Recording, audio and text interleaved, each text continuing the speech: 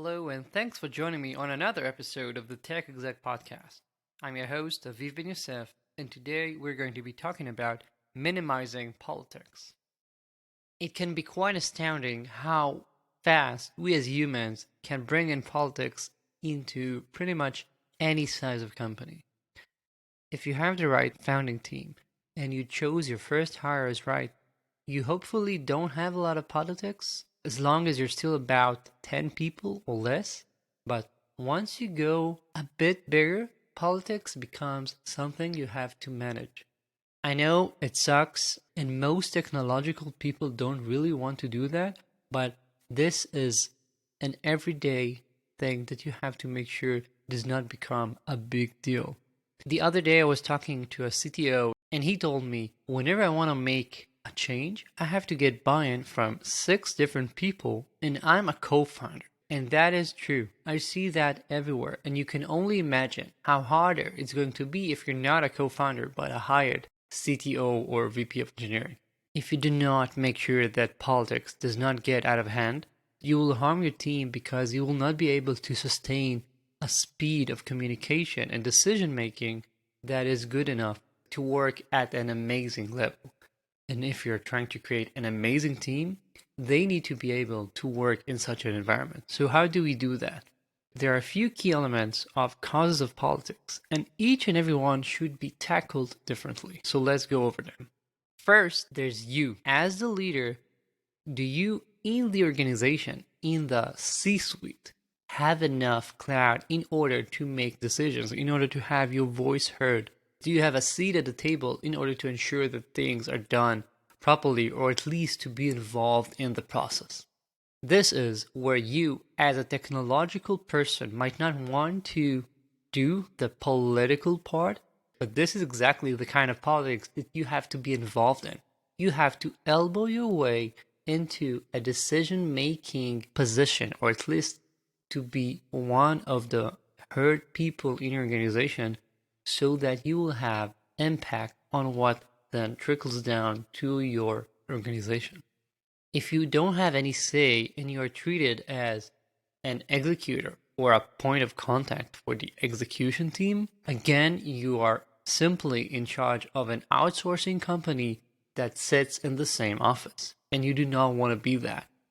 Engineering should be an integral part of your business, and in order to achieve that, you have to make sure that you are as involved as the other executives in your company. So elbow your way to the table. Make sure you have a seat.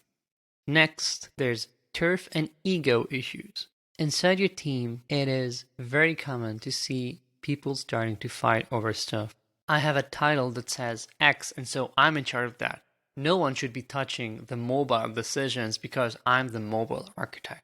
No one should be handling that microservice because that microservice is part of my team, and so on. These turf and ego issues are hell.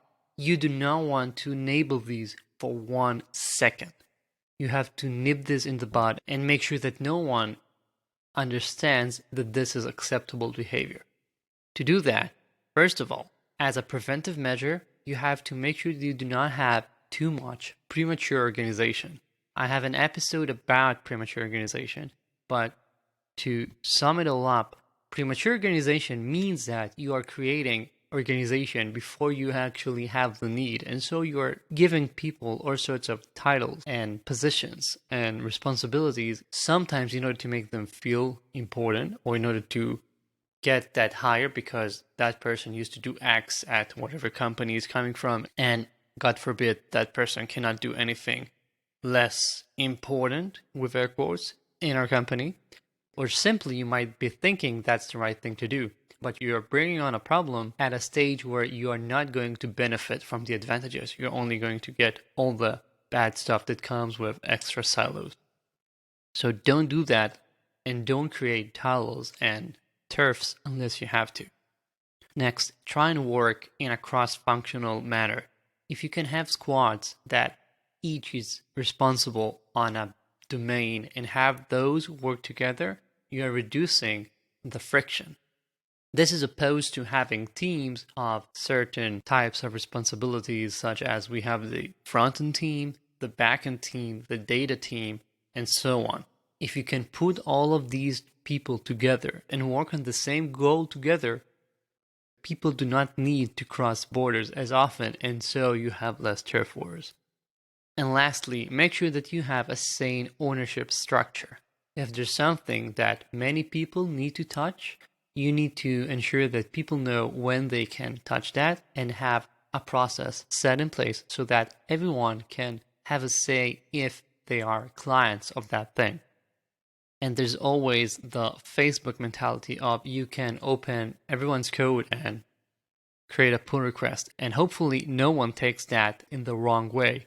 If you say in team meetings, in all hands, that you expect everyone to say whatever they see is problematic and demand it to be fixed, and even to fix it themselves, even if it's not directly something they own, then people will understand that whenever Dave comes in and asks to fix something, it's not because he's trying to take over my turf, it's because he cares and we are all in this together. So make sure that people know that the ownership in your company does not mean that no one gets to play with that toy.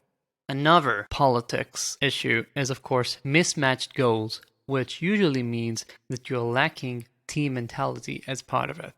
This also ties into your organizational structure. If you do not have cross-functional teams, it is very often the case where you see a team that depends on another team, but because they do not have aligned goals, the team that is blocking and waiting on something is going to be waiting for quite a while, because whatever they need is not something the other team is going to be measured on, or at least it's not one of their top priorities. If you have the right structure, you can reduce these, but you also need to make sure that from the get-go, you align the OKRs of the different teams so that no resource is going to get starved. If there's something important in Team X and they depend on Team Y, make sure that Team Y is going to be measured by delivering on whatever they need.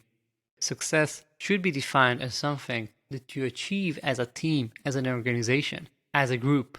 It is not something that a specific engineer does. And so if that microservice is done, is perfect, has no bugs, is actually the single most perfect piece of code ever written, no one cares if you do not make sure that you help your counterpart in the front-end team to make sure that whatever you just did is accessible to users.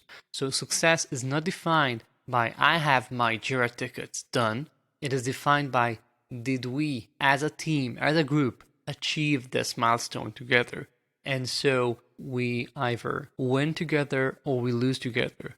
But there's no one that's going to be coming out and saying, I did my part.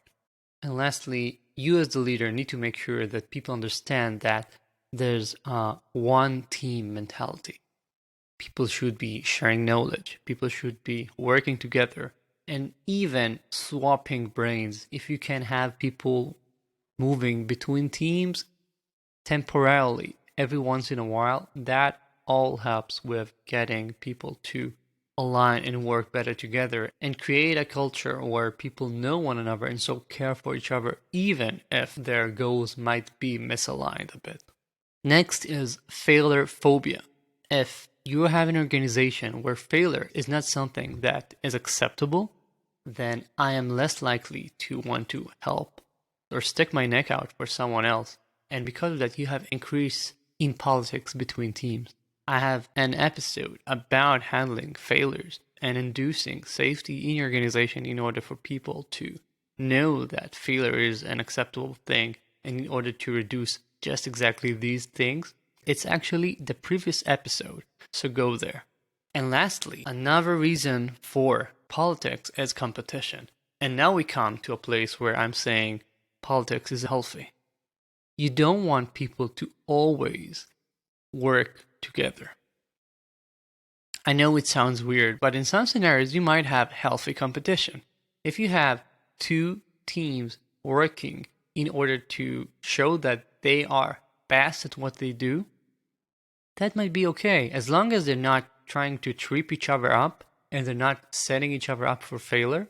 It just might be okay that each and everyone is trying to push for their own agenda in the roadmap.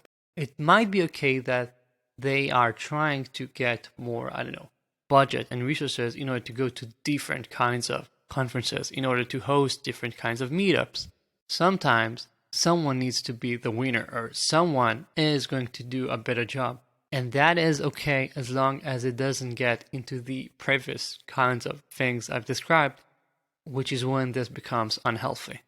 As long as we are aligned, and whenever one team needs something from another team and that gets delivered on time, it just might be okay for them to have some sort of competition. Because, for example, if you're going to need to promote someone to become a new group leader in your organization, someone needs to be doing a better job. It's okay if two people who know that an opening will be made soon are trying to each show that they are better. As long as it's not harming the everyday work and there's just some politics and competition, that's okay. You need to accept that and you need to be aware of it. Because if you're not aware of it, that's an issue. But as long as you know what's happening in your team, that's fine. Because you'll be able to see when a line might be getting crossed and stopping it when you should. And those are the 5 key reasons for politics in organizations. There's you as the leader needing to be a political animal of some sort.